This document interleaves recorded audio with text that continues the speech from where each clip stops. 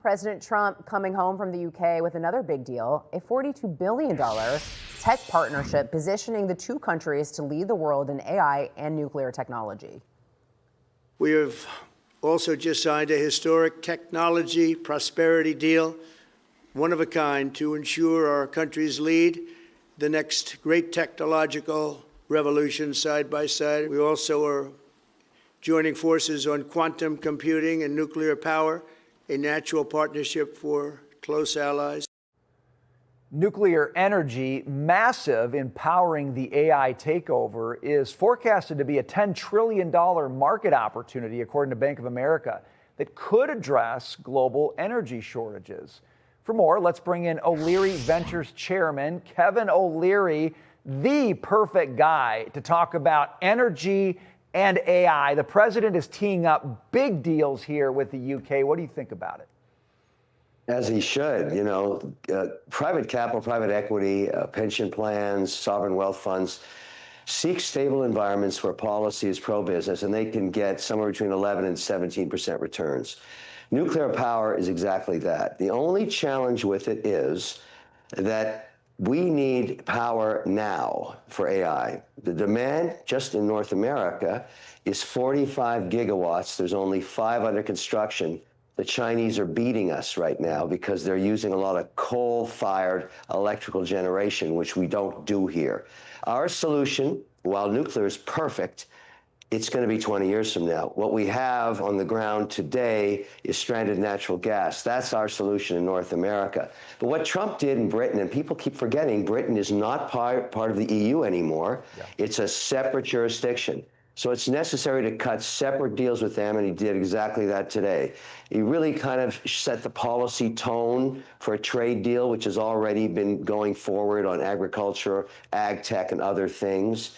But, you know, the Brits are so good at the pomp and ceremony. That dinner was shown all around the world. It was kumbaya. The King's speech was how much he loved Trump. All that stuff is fantastic.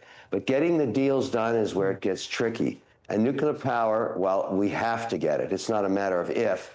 It's just going to take too long.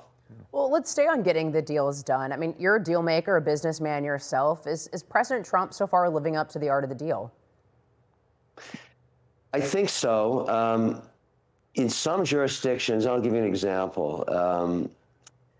Softwood lumber, aluminum from Canada at 35% tariff.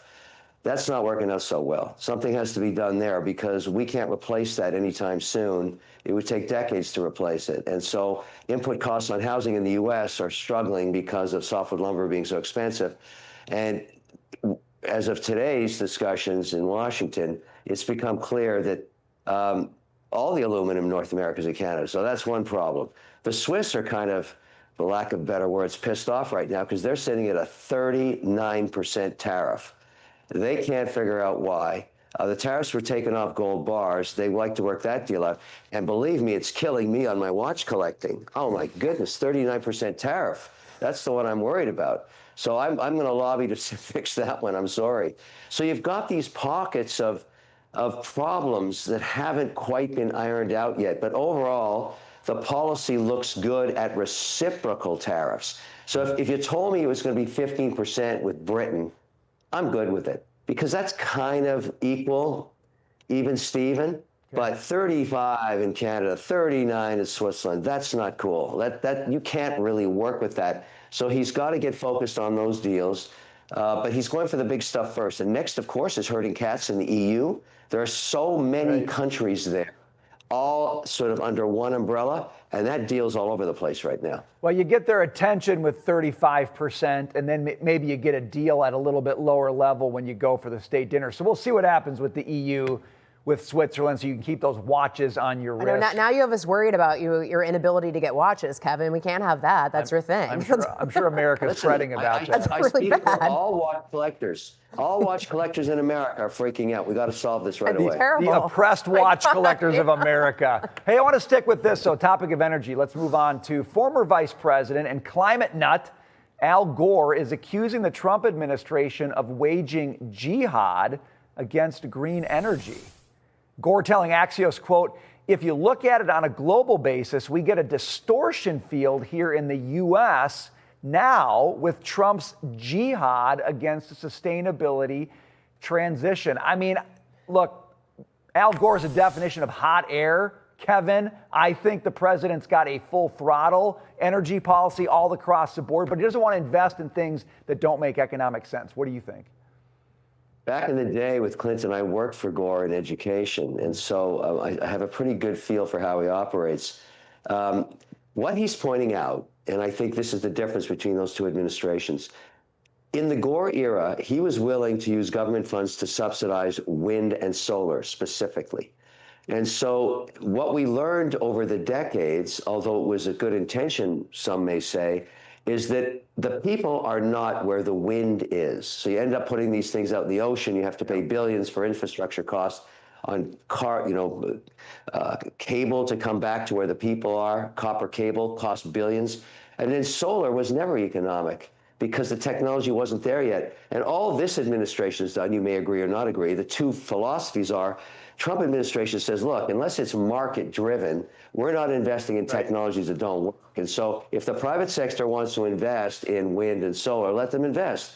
But without government subsidy, you don't make any money. And so those days are kind of over. The taxpayer's kind of tired of it, and it never kind of worked out. And so Gore's frustrated. I can understand why, after all the work he put into it 20-something years ago.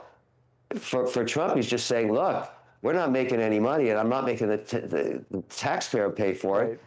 I would invest in wind and solar if I get a return, but I can't. Right. So, what am I supposed to do about that unless the government pays me? And people are sick of that deal now. They're just tired of it. Well, real quick, how much of it is a grift, though? Obviously, this is a money-making enterprise for him. He's already declared the end of the world. That hasn't happened. So, I mean, how much of this is just making money for him? What, the British deal you're talking about? No, on Al Gore, his whole shtick about, the world's ending, climate change, how much of it is real versus it's now just his shtick. It's his thing. It's how he gets attention. You got to remember the original evangelist for climate change was Al Gore. I mean, the big joke was that he founded the internet. I mean, that was one thing. But then he became an advocate for the issues around climate change. And there was a very famous documentary made about it. Many of the claims he made in that were debunked later by scientists. That's not unusual because you're making claims of climate change, and I'm not against. But I think you get one shot at declaring the end of the world, and then when it doesn't end, it's like bye-bye. But Kevin O'Leary, you're the best. I mean, you got to think of Gore as a guy trying to protect his legacy. I totally get it. I was there. I knew how passionate he was. I don't know. We might have different sentiments on the guy. You seem to think more favorably than I do. I think you get one shot at declaring the end of the world. When we keep living, it's game over for you. All right, Kevin O'Leary, but not for you. We'll have you back. Kevin O'Leary, you're the best. We appreciate you, sir. Good luck, Kevin. Good to see you. Thank you. All right.